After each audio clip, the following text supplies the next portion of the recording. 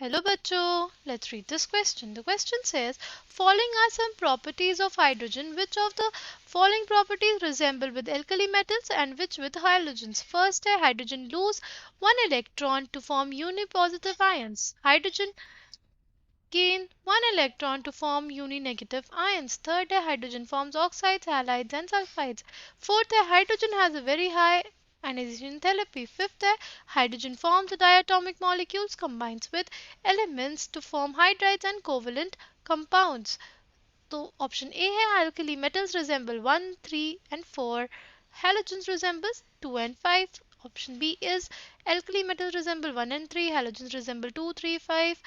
Option C, alkali metals resemble 1 and 3, halogens resemble 2, 4, 5. Option D, alkali metals resemble 1 only and halogens resemble 4 and 5.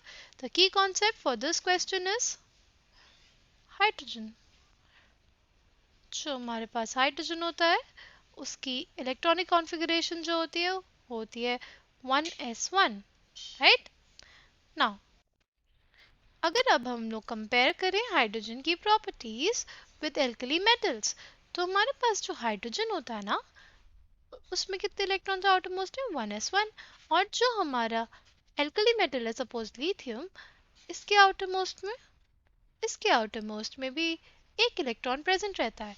तो इस electron को अगर loose कर देता है हाइड्रोजन तो ये H+ के फॉर्म में बन जाता है, और लिथियम अगर लूज करता है तो Li+। यानी दोनों जो है वो क्या है, बेसिकली ये दोनों यूनिक पॉजिटिव हैं। तो इसलिए हम लोग कहते हैं कि जो हाइड्रोजन है वो यूनिट पॉजिटिव होता है हमारे एल्कली मेटल्स की तरह। दूसरी चीज, it forms sulphides, oxides and halides जो सिमिलर होते हैं हमारे एल्कली मेटल्स के हैलाइड्स, ऑक्साइड्स और सल्फाइड्स की तरह। ठीक, अगर हम लोग अब देखें हैलोजन और हाइड्रोजन की सिमिलैरिटीज, तो देखो जो हमारा हाइड्रोजन होता है उसका इलेक्ट्रॉनिक कॉन्फ़िगरेशन क्या था, उसका इलेक्ट्रॉनिक कॉन्फ़िगरेशन है 1s1। और जो हमारा हैलोजन होता है, फॉर एग्जांपल अगर हम लोग फ्लोरीन ले लें, उसका इलेक्ट्रॉनिक कॉन्फ़िगरेशन जो है वो हमारे पास होता है 2s2 2p5। तो अब अगर ये हाइड्रोजन एक इलेक्ट्रॉन एक्सेप्ट करेगा तो ये Hi- बनाएगा और इसकी जो इलेक्ट्रॉनिक कॉन्फ़िगरेशन हो जाएगी वो हीलियम की तरह हो जाएगी।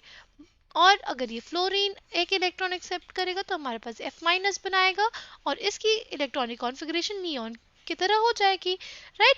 तो दोनों की सिमिलर प्रॉपर्टीज इस वजह से क्योंकि दोनों ने एक इलेक्ट्रॉन एक्सेप्ट करके अपने नियरेस्ट नोबल गैस कॉन्फ़िगरेशन को अचीव कर लिया, राइट? और जो हाइड्रोजन की हमारी आयनाइजेशन एंथैल्पी होती है ना, it is around 1312 kilo joule per mole, right?